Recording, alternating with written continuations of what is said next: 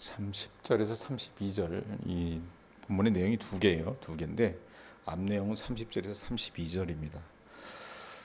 눈이 따라가 주시기 바랍니다. 제가 다시 한번 읽습니다. 그곳을 떠나 갈릴리 가운데로 지날새 예수께서 아무에게도 알리고자 아니하시니 이는 제자들을 가르치시며 또 인자가 사람들의 손에 넘겨져 죽임을 당하고 죽은 지 3일 만에 살아나리라는 것을 말씀하셨기 때문이더라. 그러나 제자들은 이 말씀을 깨닫지 못하고 묻기도 두려워하더라. 자, 예수님께서 이 이전까지 하셨던 사역, 그러니까 가이사랴 빌립보 인근에서 이 귀신 들린 그 소년을 만나시잖아요. 그 아이를 만나시고 나서 그를 고쳐주신 후에 제자들을 데리고 예수님께서 이제 갈릴리 남쪽으로 내려오셨습니다. 그러니까 이 갈릴리 호수에서 이 가이사랴 빌립보가 위치한 지역은 꽤 거리가 돼요. 변화산에서 멀지 않습니다. 이 가이사랴 빌립보라고 하는 곳이. 자, 그런데 이 주님이 사역을 하시려고 이 가버나움에서 다른 지역으로 다니셨을 때 보면 이제 어떤 일이 있냐면 예수님 유명 인사 아닙니까? 다니는 곳마다 병든 자가 일어나고 그 다음에 뭐 귀신이 쫓겨나가고 여러 이적들이 일어나니까 사람들이 이제 소문을 듣고 인산인해로 모여든 거예요.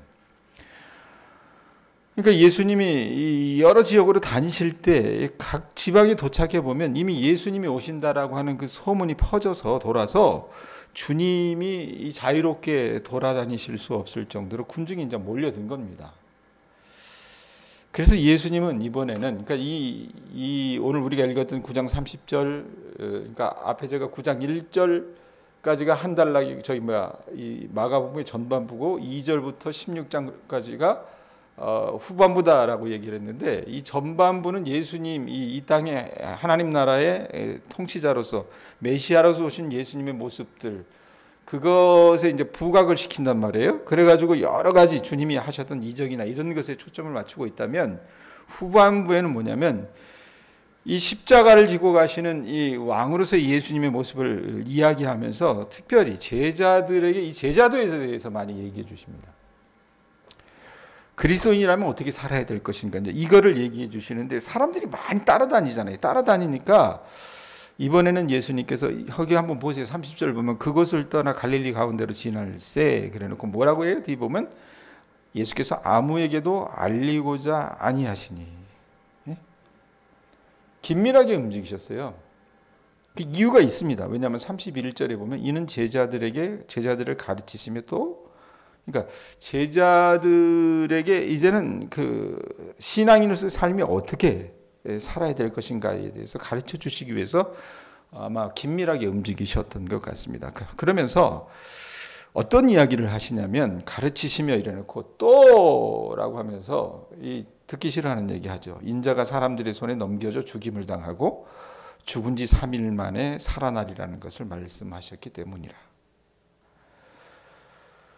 자, 당신께서 사람들의 손에 체포되어 처형당하고 부활하실 것이라는 예언을 또 하십니다. 예? 자, 그런데 제자들은 이 말씀을요 이해하지도 못했고 또 말씀에 보면 뭐라고 얘기해요? 거기 보면 32절에 그러나 제자들은 이 말씀을 깨닫지 못하고 묻기도 두려워했다라고 하는 표현이 있어요. 감히 두려워서 묻지도 못했습니다. 왜 그러냐면 당시 여러분 이 유대인들 히브리 사람들의 사고방식에는 뭐가 있었냐면 메시아가 고난을 받고 죽는다? 이런 개념은요 받아들일 수가 없었어요. 왜? 그런 개념이 없었어요. 예? 꿈에도 상상할 수 없는 일이란 얘기입니다. 백권사님, 백정임사님 여기 봐요. 예. 메시아가 고난을 당하고 죽는다? 자기네 상상을 가지고는요 생각할 수 없는 이야기라는 얘기입니다. 왜? 세상에 오셔서 심판하셔야 되는데 아니 그 메시아가 어떻게 해요? 고난을 당하고 죽는다고? 말이 안 되는 얘기라는 얘기예요.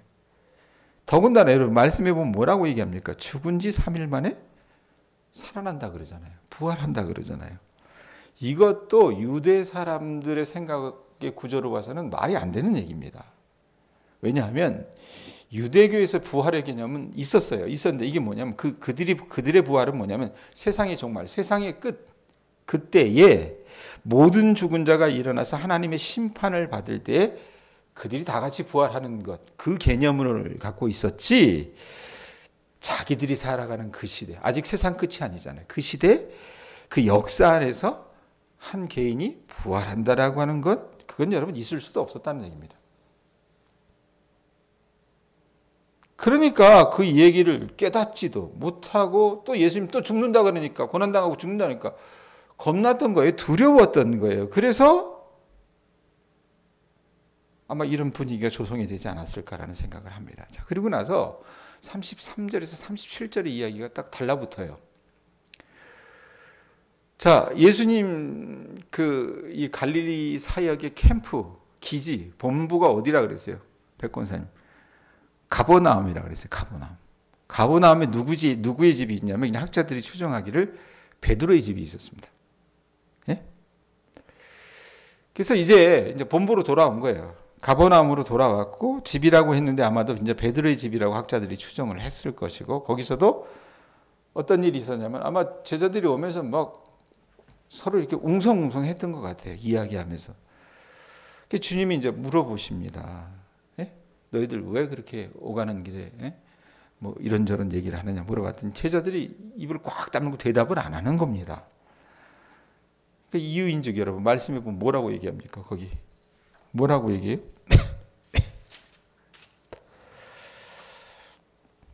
34절에 그들이 잠잠하니 이래놓고 뭐라고 얘기해요? 이는 길에서 서로 누가 크냐 하고 쟁론하였음이라 라고 얘기를 해요. 누가 서로 크냐 하는 문제로 설전을 벌였기 때문에 이걸 감히 주님 앞에서 얘기하기가 마뜩치 않죠. 자, 그런데 여러분 왜 이런 설전을 벌였느냐? 그도 그럴 것이 이 사람들이요 가버나움에 내려오기 전에 가이사랴 빌립보에 있었지만 그 바로 직전에 어떻게 해요? 예수님이 변화산 이 헬몬산에 올라가셨을 때 누구 데리고 가셨어요? 제자들 12명 다 데리고 가셨어요? 백권사님 눈 떠요. 여기 봐요. 예? 다 데리고 가셨어요? 아니잖아요. 3명의 제자들만 데리고 가셨어요. 베드로, 야고보, 요한만 데려가셨다 그 말이에요. 예? 자, 그러면 생각을 해보세요. 우리가 한 10명 정도 지금 이 자리에 앉아서 예배를 드린다고 칩시다. 그 중에 제가 이 3명 나만 봐요. 이러면 어떻게 하겠어요? 좀 특별하게 대우받는다라는 그런 느낌이 있잖아요. 제자들도 사람이기 때문에 그 생각을 했던 거예요. 베드로, 야고보, 요한도 그런 생각을 했던 거라 그 말입니다. 더군다나 여러분 이 세 제자가 변화산에서 목격했던 건 뭡니까? 누구에게도 감히 이야기할 수 없는 신비로운 경험을 목격했잖아요. 엘리야를 봤습니다. 모세를 봤습니다. 하나님의 음성을 들었습니다. 그리고 주님은 그것을 이야기하지 말라고 말씀하셨습니다. 자, 그러면 이게 우리가 뭐 감히 뭐 방언만 해도 그냥 어디 천국 갔다 온 것처럼 사람들은 떠드는데, 예수님이 그 몸이 변형이 돼가지고요, 완전히 뭐 엘리야, 모세하고 이야기하고 하늘에서 하나님의 음성을 들었는데 여러분 이 사람들이 얼마나 영적으로 고무가 됐겠어요. 아마 우쭐했을 거라 그 말입니다. 그러고 나서 이제 귀신 들린 아이를 고쳐주시는 사건들을 어제 우리가 봤잖아요. 이게 이어지니까 자기들 딴에는요, 이 메시아로서 오신 그 주님이 다스릴 그 나라에서 누가 크냐 하는 논쟁을 이제 벌였던 거야. 우린 특별해. 야, 12명의 제자들 중에서도 우린 너희들하고 달라. 그러니 주님이 정말 메시아로 오셔서 하나님의 나라를 건설하실 그때가 되면 누가 1등이 되겠냐? 누가 뭐 예를 들면 이런 거 누가 총리가 되겠냐? 누가 국방장관이 되겠냐? 내무부 장관이 되겠냐? 이거 가지고 이제 막 숙덕공론을 벌였던 것 같아요. 자, 그런데 주님이 여러분 그 제자들의 그 속내를 다 아시고 이제 좀 전혀 다른 얘기를 하십니다. 이게 이 당시 근동 아시아의 사고 방식이었어요. 그런데 세상의 패러다임과 전혀 다른 하나님 나라의 패러다임을 말씀하세요. 그게 어디입니까? 35절에 뭐라고 얘기합니까? 뭐라고 그래요? 읽습니다. 읽어보세요. 읽습니다. 시작. 예수께서 앉으사 12 제자를 불러서 이르시되 누구든지 첫째가 되고자 하면 무사람의 끝이 되며 무사람을 섬기는 자가 되어야 하리라. 아니 내가 총리가 돼야 되고 내가 국방장관이 돼야 되고 외무부 장관이 돼야 되는데 어떻게 해요? 그래서 어떻게 남들에게 대접받아야 되는데 뭐라고 말씀하세요? 첫째가 되고자 하면 무사람의 끝이 되며 무사람을 섬기는 자가 되어야 하리라 라고 얘기를 하시는 거예요. 그 얘기를 툭 던지세요. 그래놓고 이제 실례로 얘기하십니다. 아마 베드로 집에 뛰어다니는 아이들이 있었던 것 같아요. 베드로의 자식들이었겠죠. 그러면서 36절, 37절 뭐라고요? 어린아이를 데려다가 그들 가운데 세우시고 일로 와봐. 이러면서 베드로 자식 중에 하나를 데려다 세우시며 제자들에게 이르시되 누구든지 내 이름으로 이런 어린아이 하나를 영접하면 곧 나를 영접하며 누구든지 나를 영접하면 나를 영접함이 아니요 곧 나를 보내신 이를 영접함이라. 우리가 이제 이거 가지고 그냥 그대로 해석을 해요. 근데 현대 사회에서 여러분 어린아이들 대접받잖아요. 요즘은요. 안 그래요? 대접받습니다. 요즘은 강아지도 대접받더라고요. 노인들만 대접을 못 받지. 이 어린아이들은 뭡니까? 순진하고 현대 사회에서는 순진하고 또 약한 존재이고 그러니까 노약자 했을 때 어린아이 반드시 들어가지 않습니까? 그리고 유순하고 또 심지어는 어떻게 귀하게 대접받습니다. 그런데 여러분 이 1세기 예수님 시대의 어린아이는요 그런 개념이 아니에요. 그런 개념이 아니라는 얘기입니다. 그러니까 영아 유기가 굉장히 많이 일어났어요. 제가 신방 다녀서 보면 우리 권사님들 또 뭐 우리 집사님들 가운데 여성분들 보면요 남성들하고는 아직 신방을 안 했지만 대부분 뭐냐면 자기가 학교를 다니다가 자기 의도하고는 다르게 학교를 중단한 분들이 많아요.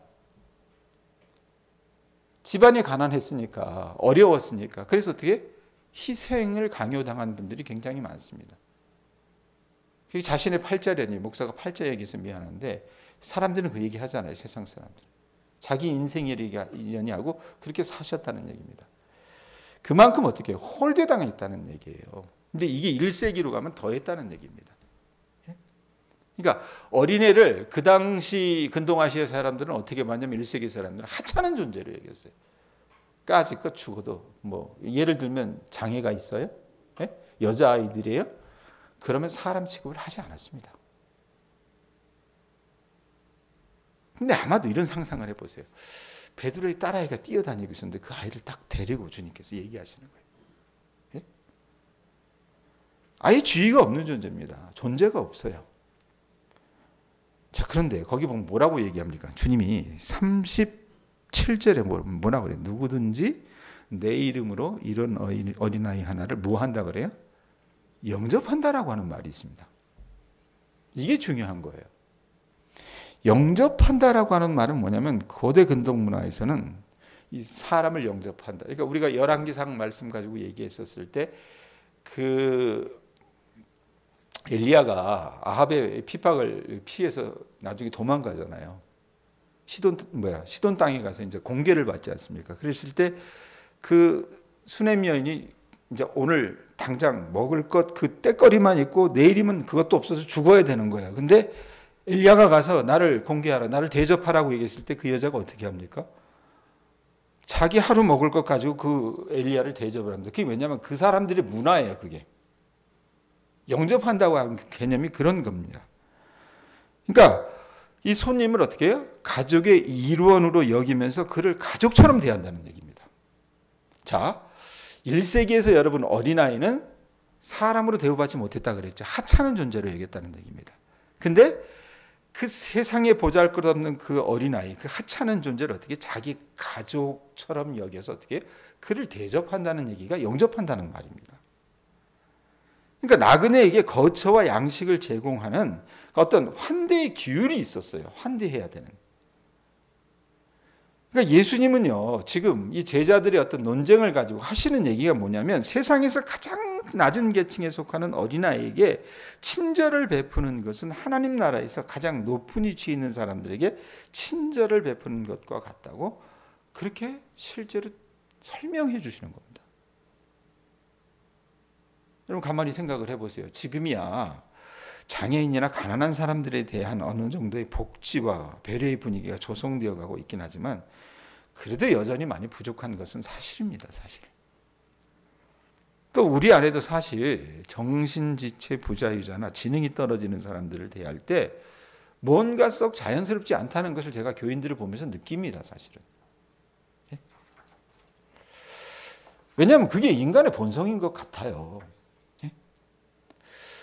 우리는요, 태생적으로 약자들에게 대해서는 친절하게 대하지 않습니다. 반면 내가 어떤 편의를, 내가 선의를 제공해서 이익을 얻을 그 누군가, 그걸 여러분 우리는 뭐라고 얘기합니까?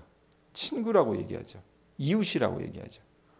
그 이웃을 여러분 어떤 눈으로 바라봐요? 우리와 수준이 같거나 아니면 우리보다 조금 형편이 나은 그 사람들에게 대해서는 어떻게 해요? 얼마든지 친절합니다. 그런데 주님은요, 이게 제자들의 생각이었거든요. 우리가 대접받아야 돼. 이 정도 따라다니면서 고생하고 예수님 옆에서 이렇게 섬기는데 우리가 주님이 나중에 하나님 나라의 이 메시아로서 왕으로서 군림하실 때에 다스리실 때, 세상을 다스리실 때, 야, 나는 총리 정도는 돼야 되지 않겠어? 베드로가 그 생각하지 않았겠어요? 근데 그 생각을 뒤집으시는 거예요. 하나님 나라에서는 뭐냐? 이 하찮은 존재, 가장 연약한 사람들이 가장 강한 사람들에게서 극진한 대접을 받는다라고 얘기하시는 거예요. 그러니까 완전히 생각을 뒤집어 엎어버리신 거예요. 자, 오늘 말씀 여러분 쉽게 적용할 수 있습니다. 이거 어떻게 적용하실 것입니까? 여러분의 삶에서 여러분 이걸 어떻게 수납하시겠냐 그 말입니다. 여러분 오늘날 설교를 듣는 회중들에게 참 재미있는 건 뭐냐면 절대 그 말씀을 자기가 들어야 할 말씀으로 받아들이는 게 아니라 거북스러운 말씀이 있어요. 그러면 그 거북스러운 말씀 어떻게 합니까? 남에게 적용할 때가 굉장히 많습니다. 그래서 가령 오늘 말씀의 교훈과 같이 우리가 섬기는 자가 됩시다. 그렇게 적용한다면 어떻게? 그래, 그거는 섬기는 리더십을 말하는 것이겠지. 그러니 나는 제외하는 거예요. 익스클루드 해야 돼요. 나는 제외하고 목사를 포함해서 교회에서 높은 직분을 갖고 있는 그 사람들은 철저하게 낮아져서 하찮은 존재인 나를 포함한 우리들을 섬겨야 해. 이렇게 생각합니다. 여러분 틀리지 않습니다. 맞습니다. 그런데 한편 틀리기도 합니다. 왜? 섬기는 사람들 속에 바로 여러분들도 들어가야 된다는 얘기입니다. 현대교회 평신도 운동들을 우리가 과연 어떻게 바라봐야 될까? 좋은 부분도 저는 많다고 생각합니다. 교회에 경직되어가는 어떤 권위주의의 경종을 울리는 일에는 일면 평가할 것이 많이 있습니다. 그러나 그 판단의 잣대를 과연 그들이 자기 자신들에게 엄격하게 돌리는지는 저는 좀 살펴봤으면 합니다. 왜냐하면 제가 그런 공동체에 한 3년 정도 사역을 했기 때문에 대부분 그렇지 않습니다. 여러분 제가 사역을 하면서 지금도 제 뇌리 속에서 기억에 남는 분이 한 분 있습니다. 그분은요, 한국 교회에서 한국에서는 우리나라에서는 가장 손꼽히는 핵물리학자 중에 하나입니다. 여러분, 핵물리학자들은 어떻게 되는지 아세요? 손꼽히는 핵물리학자들은 전쟁이 나잖아요. 여러분들은 그냥 내버려둬요, 나라에서. 근데 그런 분들은 비행기 태워서 미국으로 데려갑니다. 그분이 그런 분이에요. 네? 경기 중 경기고 서울대 나왔어요. 그래서 우리나라에 많은 원자력 발전소를 설계하신 분이고 사회에서도 존경을 받는 분이에요. 백건사님, 여기 봐요. 존경을 받는 분이에요.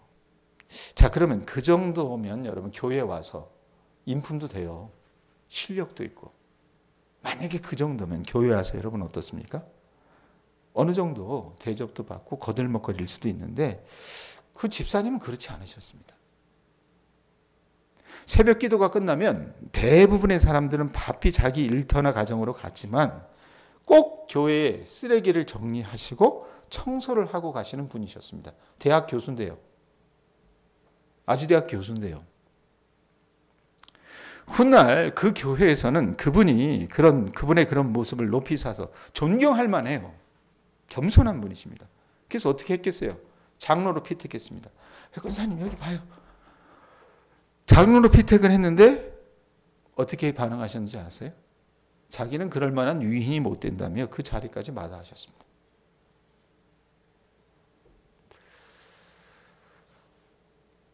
주님이 말씀하신 오늘 본문에 얘기하신 섬기는 리더십을 자신의 삶 가운데 실천하는 분이 아닐까 생각합니다. 자, 여러분 솔직하게 얘기합시다. 여러분 교회 직분이라는 것을 어떻게 바라보십니까?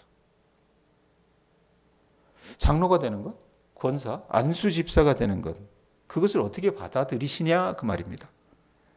안타까운 것은 대부분의 한국 교회 교인들은요, 그 직분을 얻기 위해서는 열심히 일하는 듯 보이지만 정작 그들이 그 자리에 다다랐을 때는 이제는 섬기는 모습보다도 굴림하고 젠체하는 모습으로 변질될 경우가 많은 것 같습니다.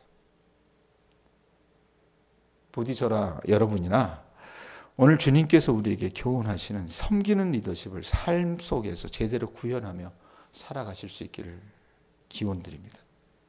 그러기 위해서 해야 하는 건 뭐냐?